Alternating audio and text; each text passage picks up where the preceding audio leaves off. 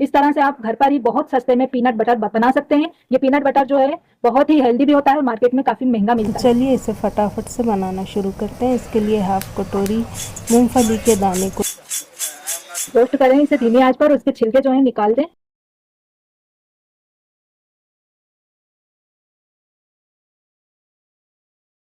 एक मिक्सी का जार ले लीजिए और इसमें जो रोस्टेड मूंगफली के दाने हैं डाल करके हम इसे ग्राइंड करेंगे। तो इसे हमें मोटा मोटा ग्राइंड करना है।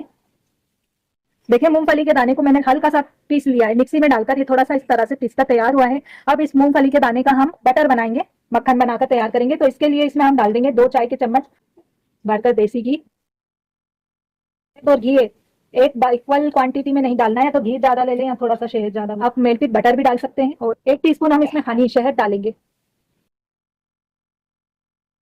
और इसे हम ग्राइंड कर लेंगे जिससे ये पीनट बटर बन जाएगा। तो 2 टीस्पून देसी घी और 1 टीस्पून शहद।